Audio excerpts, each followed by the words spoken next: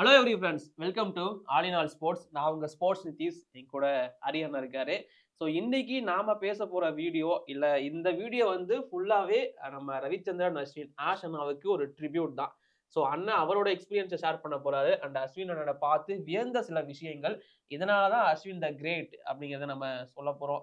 இது எங்களோட favourite moment அப்படிங்கிறது தான். ஸோ இந்த வீடியோ முடிக்கிறப்போ நீங்களும் உங்களோட ஃபேவரட் மொமெண்ட் எது அப்படிங்கிறத மறக்காம கீழே கமெண்ட் பண்ணுங்க. நீங்களே ஆரம்பிச்சிடுங்க. உங்களோட ஃபேவரைட் மொமெண்ட் அஸ்வின்னு சொன்ன உடனே உங்களுக்கு டக்குனு மைண்ட்ல வந்து நிக்கிற அந்த மொமெண்ட் இது. இல்ல ஒரு ப்ரொலிஃபிக் கரியர். இந்த 537 விக்கெட்ஸ் அதுக்கப்புறமா ஒரு 15 இயர்ஸ் ஆஃப் இன்டர்நேஷனல் கிரிக்கெட்ல வந்துட்டு வெறும் ஒரு மூமெண்ட், 2 மூமெண்ட் நம்ம சொல்ல முடியாது. த்ரூ அவுட் இந்த ஜேர்னியே வந்துட்டு ஒரு எக்ஸ்ட்ரார்டினரி ஒரு ஜேர்னி அஸ்வின் பொறுத்தவரைக்கும். அண்ட் நம்ம தமிழ்நாட்டுல இருந்து இப்படி ஒரு பிளேயர் நம்மளுக்கு போயிட்டு, இவ்வளோ பெரிய ஒரு ரெக்கார்ட் வந்துட்டு இது பண்ணது வந்து எஸ், ரொம்ப கண்டிப்பா. பெரிய ஒரு எக்ஸ்ட்ரார்டினரியான ஒரு அதாவது இப்போ விஷயம். பும்ரா வந்து நேஷனல் ட்ரெஷர், நேஷனல் ஆமா. ட்ரெஷர்ன்னு சொல்லிட்டு இருக்காங்க. என்ன பொறுத்தவரைக்கும் இந்த ரியல் நேஷனல் ட்ரெஷர் வந்து ரவிச்சந்திரன் அஸ்வின் நான் சொல்லுவேன். கண்டிப்பா இப்ப வரைக்கும் இதுக்கப்புறமும் அவரால பண்ணியிருக்க முடியும். பட் சம் ரீசன்க்காக வெளியே வந்துட்டாரு. ஸோ அவர் ரிட்டயர்மென்ட் அனௌன்ஸ் பண்ணதுக்கு அப்புறம் தான் நெறைய கான்ட்ரோவர்சியல் போயிட்டு இருக்குன்னு. அது இவர் இதனால தான் வந்துட்டாரு. அவங்க அப்பா ஒரு விஷயம் சொன்னாரு. அவங்க அப்பாவ இவர் திட்டியிருப்பாரு. ஸோ இந்த மாரி விஷயங்கள் போயிட்டு இருக்கு. பட் எதுவா இருந்தாலும் ஒரு சாம்பியன் ரிட்டயர்மென்ட் அனௌன்ஸ் பண்றாரு அப்டின்னா, அவர் எல்லாருமே யோசிச்சு தான் முடிவு பண்ணியிருப்பாரு. ஸோ அவரோட டிசிஷனுக்கு நம்ம ரெஸ்பெக்ட் குடுத்துருவோம். அத பத்தி நம்ம பேச வேணாம். ஸோ நாம ஏன் அஸ்வின கொண்டாடுறோம் அப்படிங்கிறத மட்டும் நாம சொல்லலாம். ஸோ அத சொல்லுங்க உங்களோட மொமெண்ட். நெறைய மூமெண்ட்ஸ் இருக்கு. என்ன பொறுத்தவரைக்கும் ஃபர்ஸ்ட் ஒரு ஸ்டாண்ட் அவுட் மூமெண்ட் அப்டின்னா, நம்ம லாஸ்ட் அ இது WTC சாம்பியன்ஷிப் ஃபைனல்ஸ்க்கே வந்துட்டு ரீச் ஆனது என்ன பொறுத்தவரைக்கும் அஸ்வின்னால தான் அப்டின்னு நான் சொல்லுவேன். ரீசன் என்னன்னா, நம்ம வந்துட்டு அவே டூர் வந்துட்டு 3 விளையாடுவோம். அதுக்கப்புறமா ஹோம் சீரிஸ் 3 விளையாடுவோம். அதுல அந்த அவே சீரிஸ் வந்துட்டு பங்களாதேஷ்ல நம்ம கண்டிப்பா ஒரு மேட்ச் வந்து நம்ம அடிபட்டுருப்போம். 145 ஆட் நம்ம வந்து சேஸ் பண்ணிட்டு இருக்கும்போது, இந்தியா ஆல்மோஸ்ட் வந்துட்டு ஒரு 70 ஃபார் 7 அந்த மாரி ஒரு கிரிட்டிக்கலான ஒரு சிச்சுவேஷன்ல இருப்பாங்க. ஓவர் நைட் வந்து பார்த்தீங்கன்னா, ஸ்ரேயஸ் ஐயரும், அஸ்வினும் வந்துட்டு விளையாண்டுருப்பாங்க. அதுக்கு அடுத்த நாள் எதனா ஒரே ஒரு விக்கெட் நம்மளுக்கு போயிட்டு இருந்துச்சு அப்டின்னா கூட, கண்டிப்பா இந்தியா அந்த மேட்ச் வந்து தோத்துருப்பாங்க. அஸ்வின் அந்த மேட்ச் வந்துட்டு ஸ்ரேயாஸ் ஐயருக்கு மேல அவுட் ஸ்கோர் பண்ணி, ரொம்ப ஒரு ஃப்ளூவன்ட்டான ஒரு 40 ஆடுவாரு. எனக்கு எக்ஸாக்ட் நம்பர்ஸ் எனக்கு வந்துட்டு ஞாபகம் இல்ல. ஒரு பிளிஸ்டரிங் ஒரு நாக் அது. பங்களாதேஷ்ல வந்துட்டு பால் வந்துட்டு அந்த அளவுக்கு ஸ்கொயரா டர்ன் ஆகும்போது, டாப் ஆர்டர் பேட்ஸ்மேன்ஸே வந்து ரொம்ப ஸ்ட்ரகிள் பண்ண ஒரு டைம்ல வந்து, அஸ்வின் ரொம்ப ஒரு கேஷுவலா ஒரு 40 அடிச்சு, ரொம்ப சிம்பிளா அந்த மேட்ச் வந்து ஜெயிப்பாங்க. ஸோ டெஸ்ட் மேட்ச்ல வந்துட்டு இந்த ஒரு ஒரு பெர்ஃபார்மன்ஸ் மட்டும் கிடையாது. எனக்கு இன்னொரு பெர்ஃபார்மன்ஸ் எனக்கு ரொம்ப பிடிச்ச ஒரு பெர்ஃபார்மன்ஸ் வந்து பார்த்தீங்கன்னா, ஆஸ்திரேலியால ஒரு பெர்ஃபார்மன்ஸ் அவரது இருக்கும். ஹனுமன் விகாரியும், எஸ். அஸ்வினும் வந்து திரும்ப அகைன் 4த் இன்னிங்ஸ்ல சிட்னி இப்ப டெஸ்ட். பேட்டிங்ல வந்து பார்த்தீங்கன்னா, ஒரு பவுலிங் ஆல்ரவுண்டரா ஃபர்ஸ்ட் இன்னிங்ஸ்ல ஆடுறதோ, இல்லனா வந்துட்டு 2ண்ட் இன்னிங்ஸ்ல ஆடுறதோ வந்துட்டு ஒரு பெரிய விஷயமா நான் சொல்ல மாட்டேன்.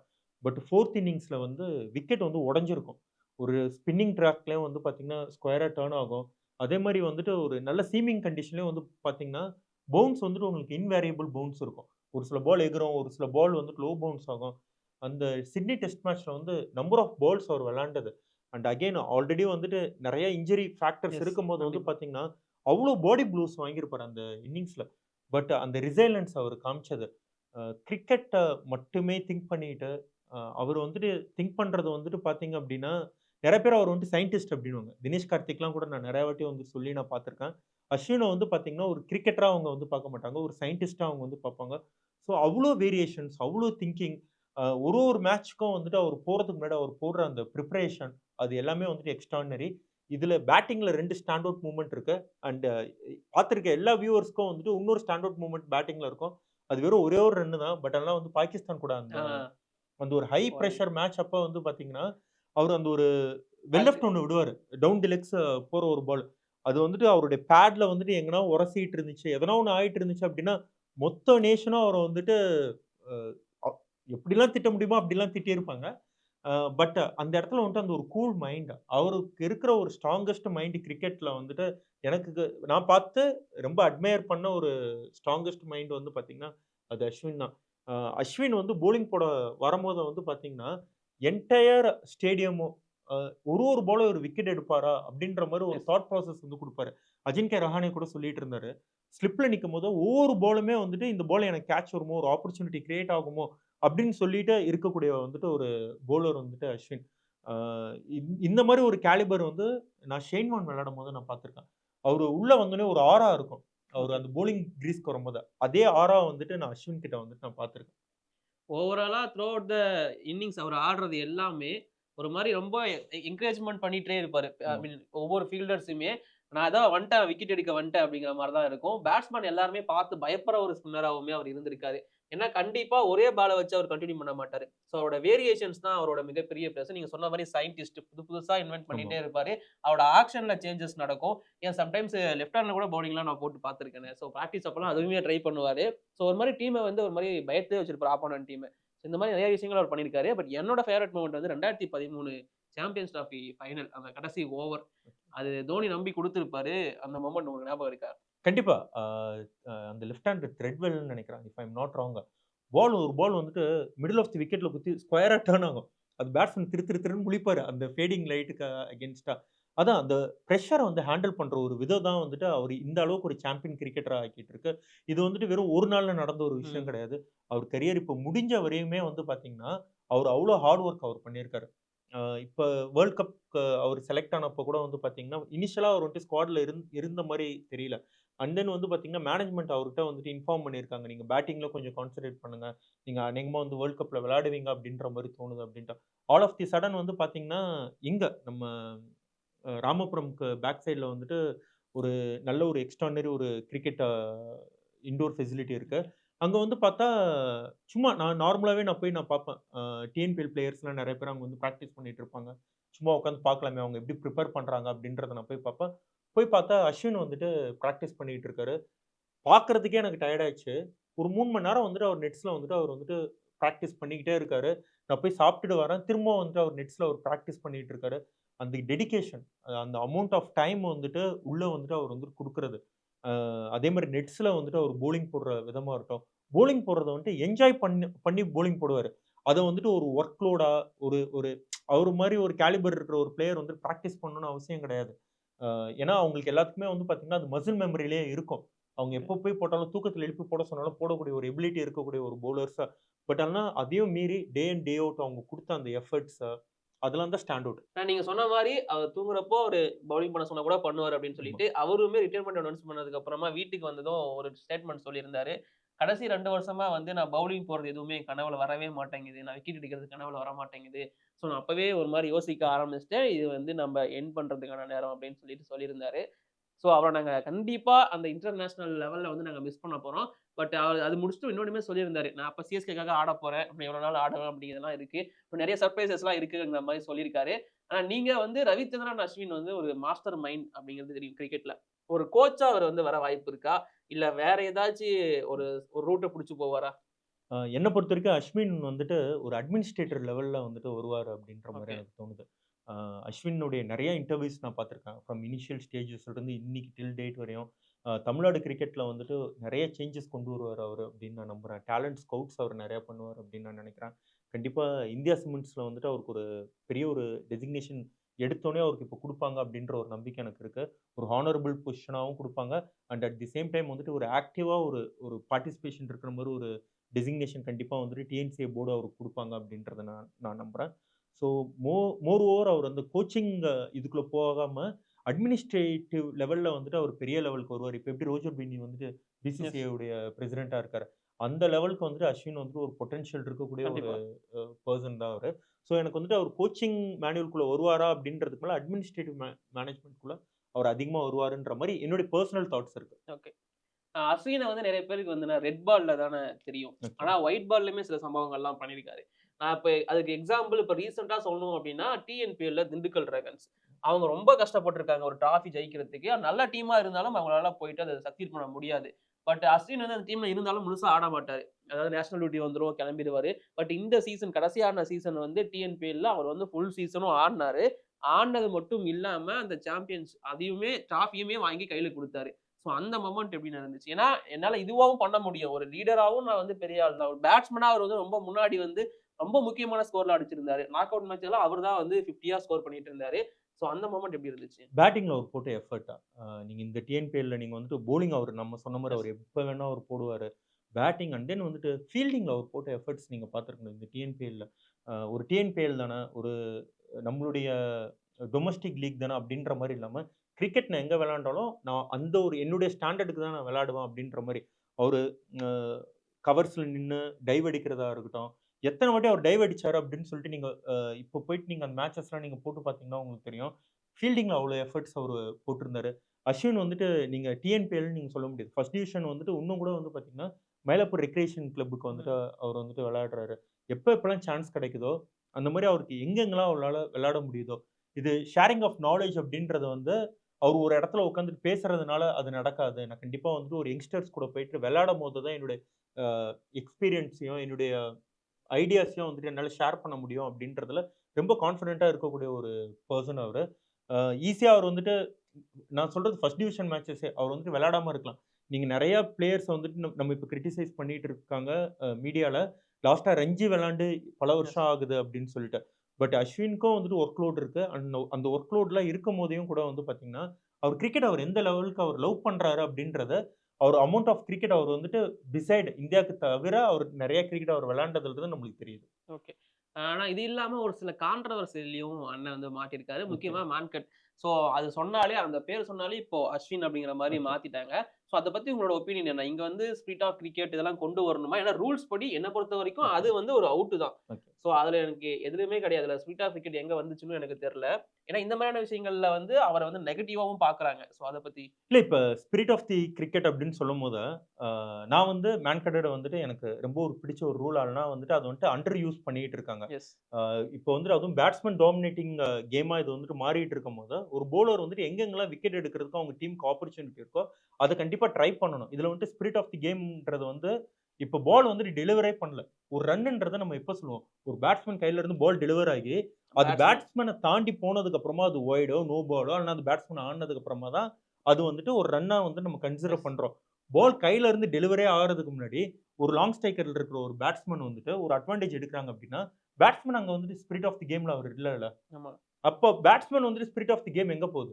நீங்க இங்க இருந்து ஒரு 4 யார்ட் நீங்க நடக்கும்போது வந்து பார்த்தீங்கன்னா, அந்த ஹாஃப் ரன்ஸ வந்துட்டு நீங்க 1 ரன்னா நீங்க மாத்தலாம். 1 1/2 ரன்ன வந்து நீங்க 2 ரன்ஸா நீங்க மாத்தலாம். அப்ப நீங்க ரன்ஸ நீங்க வந்துட்டு ஸ்டீல் பண்ணும்போது, ஒரு பவுலருக்கு வந்து அங்க விக்கெட் எடுக்கிற ஆப்ஷன் இருக்கு. ரூல்ல இருக்கும்போது, அந்த விக்கெட் எடுக்கிறதுல வந்துட்டு ஸ்பிரிட் ஆஃப் தி கேம் எங்க வருது அப்படின்றது தெரியல. ஸோ என்ன பொறுத்தவரைக்கும் 100% வந்துட்டு அவர் வந்து மேன்கண்டட் பண்ணதுல எந்த ஒரு தப்புமே கிடையாது. ஆனா அடுத்ததா ஒரு கேள்வி உங்ககிட்ட. ஓகே. அஸ்வின் பத்தி. ஸோ நான் முன்னாடியே சொன்ன மாரி ஒரு சில கான்ட்ரோவர்சில அவர் சிக்கியிருக்காரு. அண்ட் அஸ்வின் அப்டின்னாலே அவர் இந்தியாவுல மட்டும் தான் பெர்ஃபார்மன்ஸ் பண்ணுவாரு அப்படிங்கிற மாரியுமே ஒரு சிலர் சொல்லிட்டு இருக்காங்க. ஓகே. அது எந்த அளவுக்கு உண்மை? செனா கண்ட்ரீஸ்ல அவர் பெர்ஃபார்மன்ஸ் பண்ணது இல்லையா? இல்ல ஃபர்ஸ்ட்டு கொஸ்டின் நான் ஃபர்ஸ்ட்டு பிரேக் பண்ணிடுறேன். இந்தியால மட்டும் அவர் பெர்ஃபார்ம் பண்ணது கிடையாது. ஏசியன் கன்ட்ரீஸ்ல எல்லாத்துலயுமே அவருடைய ஆவரேஜ் வந்துட்டு தி பெஸ்ட் தான். அஸ்வின் பொறுத்தவரைக்கும். செனா கன்ட்ரீஸ்ல அஸ்வின தவிர்த்து எத்தன பிளேயர் வந்துட்டு நல்லா பெர்ஃபார்ம் பண்ணியிருக்காங்க? யார் நல்ல நம்பர்ஸ் வச்சிருக்காங்கன்றத சொல்லுங்க.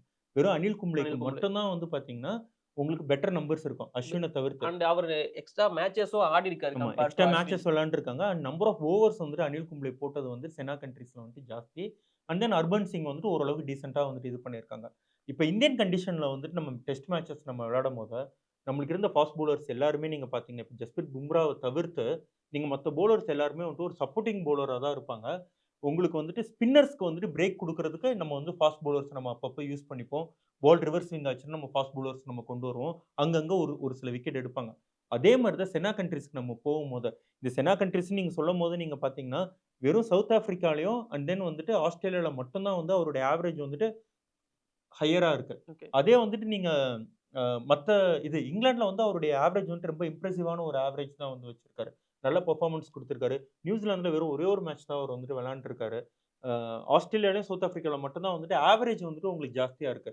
பட் ஆனா நீங்க எக்கானமி ரேட்ன்னு நீங்க ஒண்ணு எடுத்து நீங்க பார்த்தீங்க அப்டின்னா, அவருடைய எக்கானமி வந்துட்டு அண்டர் 3 ரன்ஸ் எஸ். Per over. இந்த இடத்துல உங்களுக்கு என்ன தேவை அப்டின்னா, செனா கன்ட்ரீஸ் நீங்க போம்போது, உங்களுடைய ஃபாஸ்ட் பவுலர்ஸ்க்கு நீங்க ரெஸ்ட் குடுக்கணும் அப்டின்னா, ஒரு ஸ்பின்னர் வந்துட்டு ஒரு மாரத்தான் ஸ்பெல் உங்களுக்கு போடணும். அந்த ஸ்பெல்லுல உங்களுக்கு வந்துட்டு அதிக ரன்ஸ் வந்துட்டு ஸ்பில் அவுட் பண்ணக்கூடாது. அது அஸ்வின் ரொம்ப பெர்ஃபெக்ட்டா அவர் பண்ணியிருக்காரு. நீங்க ஆஸ்திரேலியா, இங்கிலாந்து இந்த 2 கன்ட்ரீஸ்லயுமே வந்து பார்த்தீங்கன்னா, நெறைய நல்ல பெர்ஃபார்மன்ஸஸும் அவர் வந்து குடுத்திருக்காரு. குடுக்காம கிடையாது.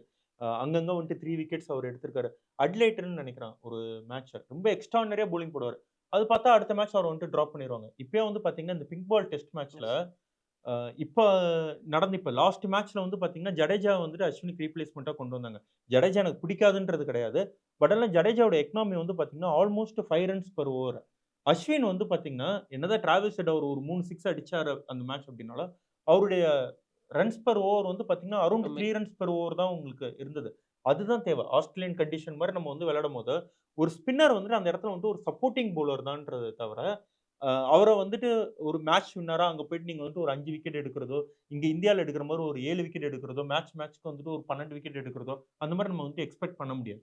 நாட் ஒன்லி செனா கண்ட்ரீஸ், வெஸ்ட் இண்டீஸ்லயுமே அவரோட ரெக்கார்ட் வந்து பேட்டிங்கும் சரி, பவுலிங்கும் இல்ல சரி வெஸ்ட் நல்லாவே இண்டீஸ்ல வச்சிருக்காரு. வந்துட்டு ரொம்ப எக்ஸ்ட்ரார்டினரி ரெக்கார்ட் வச்சிருக்காரு அஸ்வின் பொறுத்தவரைக்கும். அவருடைய பேட்டிங் ஆவரேஜ் வந்து சச்சின் டெண்டுல்கருக்கு மேல. ஆமா. ஆல்மோஸ்ட் 55 50. பிளஸ் 58ன்னு நான் நினைக்கிறேன். If I am not wrong வந்துட்டு 58 அவருடைய ஆவரேஜ் அங்க வெஸ்ட் இண்டீஸ்ல. இது வந்துட்டு ரொம்ப பெரிய பெரிய பிளேயர்ஸ் கூட கம்பேர் பண்ணும்போது, நீங்க வெஸ்ட் இண்டீஸ விட்டுருங்க.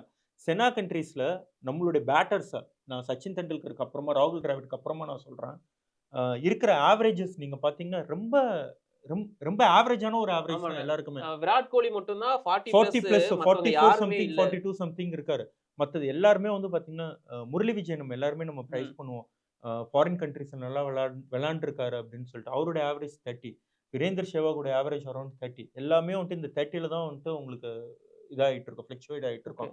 நம்ம வந்துட்டு லாஸ்ட்டா வந்துட்டு ஒரு 2, 3 இயர்ஸா ஜடேஜாவுடைய பேட்டிங் பெர்ஃபார்மன்ஸ் வந்துட்டு அஸ்வினுக்கு மேல கொஞ்சம் பெட்டரா இருந்திருக்கு. செனா கண்ட்ரீஸ்ல அத நம்ம அக்செப்ட் பண்ணி தான் ஆகணும்.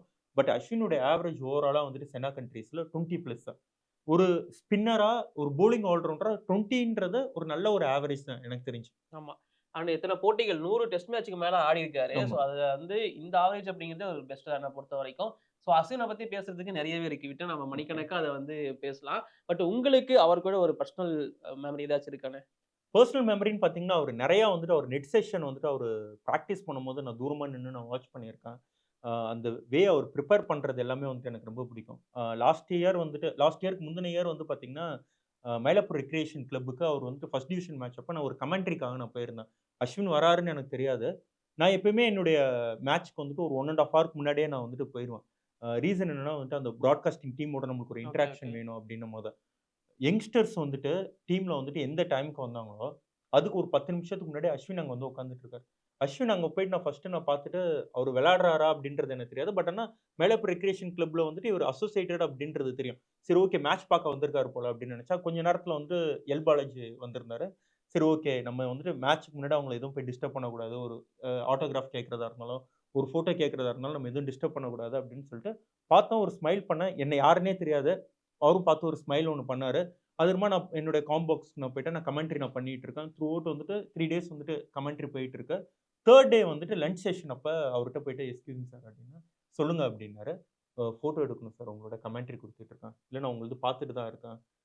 உங்களுக்கு யாரும் அசோசியேட் யாரும் கிடையாதா? அப்டின்னாரு. இல்ல சார் அப்டின்னா, மேட்ச் முடிஞ்சோனே நான் உங்கள கூப்பிடுறேன் அப்டின்னாரு. சரி ஓகே.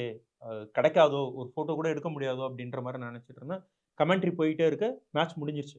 மேட்ச் கரெக்ட்டா ஃபைனல் பால் முடியுது. அவங்க டீம்ல இருந்து ஒரு பிளேயர் வந்து வெளில இருந்துட்டு, சார் அஸ்வின் சார் வந்துட்டு உங்கள வர சொன்னாரு அப்டின்ட்டு. நான் போறேன். அ என்ன அவரு நெனச்சிருந்தா பேர் சொல்லி கூப்ட்டுருக்கலாம். வாப்பா, போப்பான்னு பேசியிருக்கலாம். சார் 3 டேஸா உங்களோட கமெண்ட்ரி நான் பார்த்துட்டு இருக்கேன். ஒரே ஆளா 3 டேஸ் பண்றீங்க அப்டின்னா, கிரிக்கெட் உங்களுக்கு புடிச்சனால தான் நீங்க பண்றீங்க. எனக்கு அது வந்துட்டு ரொம்ப புடிச்சிருந்தது. இன்னும் நெறைய இம்ப்ரூவ் பண்ணுங்க அப்படின்னு சொல்லிட்டு, ஒரு சின்னதா ஒரு மோட்டிவேஷன் குடுத்துட்டு, அதுக்கப்புறமா என் கூட நின்னு ஃபோட்டோவும் குடுத்தாரு. அது எனக்கு வந்துட்டு ரொம்ப ஒரு பெரிய ஒரு மூவ்மெண்ட்டா எனக்கு வந்துட்டு இருந்தது. ஓகே. ஏன்னா, அந்த டைம்ல அவர் ஆல்மோஸ்ட் 450 விக்கெட்ஸ் அவர் வந்துட்டு எடுத்துட்டாரு. அப்படி ஒரு பிளேயர் கூட நின்னு, அந்த ஒரு ஃபோட்டோ எடுக்கும்போது, அவர் நம்மள ஒரு சின்ன ஒரு வேர்ட் ஆஃப் அப்ரிசியேஷன் குடுக்கும்போது, அது ரொம்ப சந்தோஷமா இருந்துச்சு. அஸ்வினுடைய குவாலிட்டி அதுதான்னு நான் சொல்றேன். கண்டிப்பா, உங்களுக்கு கண்டிப்பா. ஒரு சின்னதா எங்கனா ஒரு டேலண்ட் இருக்கு. அவங்களுக்கு கிரிக்கெட் புடிக்குது அப்படின்னு அவருக்கு தெரிஞ்சுச்சுனாவே, அந்த டேலண்ட்க்கு அவர் வந்துட்டு ஹெல்ப் பண்றாரு அப்படின்றது தான் அவரோட மெயினான ஒரு குவாலிட்டியா நான் பார்க்குறேன். இந்த மாரியான விஷயங்கள் நெறைய பேர் வந்து ஷேர் பண்ணி நான் வந்து ஓகே. கேட்டுருக்கேன். ஸோ அஸ்வினோட அந்த ஒரு இது. நீங்க சொன்ன மாரி அவர் உங்கள கூப்ட்டு அது பண்ணணும்னு ஆமா. அவசியம் இல்ல. நீங்க பண்ணணும்னு அவசியம் கிடையாது. கேட்கிறப்பவே ஆமா, ஏதோ ஒண்ணு பண்ணிட்டு அவரு போயிருக்கலாம். ஆமா. பட் அதுக்கப்புறமா கூப்ட்டு அப்ரிஷியேட் பண்ணி நீங்க அப்ரிஷியேட் பண்ண பண்ணி ஒரு சின்ன மொமெண்ட்டையும் ஆமா, சொல்றாரு அப்டின்னா, அப்ப அவரு இந்த மாரி அதாவது அவருமே நீங்க எந்த அளவுக்கு கிரிக்கெட்ட நேசிக்கிறீங்களோ, அத விட எந்த அளவுக்கு அவர் நேசிக்கிறாரு ஆமா. அப்டிங்கிறது தெரிஞ்சிருது. அந்த கிரிக்கெட்ட மட்டும் கிடையாது, அஸ்வின் வந்து சினிமாவையும் அவ்ளோ நேசிப்பாரு. ஸோ அவர் பேசும்போதே நெறைய சினிமாவோட இதுல விஷயங்கள்லாம் வந்துட்டு போகும். ஸோ இப்போ நெறைய அஸ்வின் அண்ணனோட வீடியோஸ் வந்து பயங்கரமா YouTubeல ட்ரெண்ட் ஆயிட்டு இருக்குண்ணே. ஸோ அவர் வந்து நீங்களும் வெல்லலாம் 1 கோடி அப்போ ஒரு 12 இயர்ஸ் பேக் ஆடுனதுலருந்து ஸோ அவரோட 500 விக்கெட் 500 பிளஸ் விக்கெட் அப்படிங்கிறது வந்து ஒரு வீடியோவா ஸோ இந்த மாரி நெறைய வீடியோஸ் வந்து ட்ரெண்ட் ஆயிட்டு இருக்கு. அந்த வகையில நம்ம வீடியோஸும் கூட சேர்ந்து ட்ரெண்ட் ஆச்சுன்னா சந்தோஷமா இருக்கும். ஸோ இதே மாதிரி உங்களோட ஸ்பெஷல் மொமெண்ட்ஸ் ஆர் நீங்க பார்த்து வியந்த அஸ்வினோட மொமெண்ட் எது அப்படிங்கிறத மறக்காம கீழ கமெண்ட் பண்ணுங்க. எனக்கு இன்னொரு மொமெண்ட் இருக்கு. அந்த அஷிம் அம்லாக்கு ஒரு பால் ஒண்ணு போடுவாரு. அவுட் சைடு லெக்ல இருந்து இந்த பக்கம் வந்து அடிக்கும். ஸோ அந்த பால் எனக்கு இப்போ வரைக்குமே ஞாபகம் இருக்கு அஸ்வின்து. ஸோ இந்த மாரி நெறைய மொமெண்ட்ஸ் இருக்கு. அதுல உங்களோட ஃபேவரைட் எது அப்படிங்கிறத மறக்காம கீழ கமெண்ட் பண்ணுங்க. அண்ட் இந்த மாரி வேற எந்த வீடியோஸ்லாம் போடலாம் அப்படிங்கிறதையும் கீழ கமெண்ட் பண்ணுங்க. இப்போதைக்கு நாங்க விடைபெறுகிறோம். நன்றி, வணக்கம். தேங்க்யூ.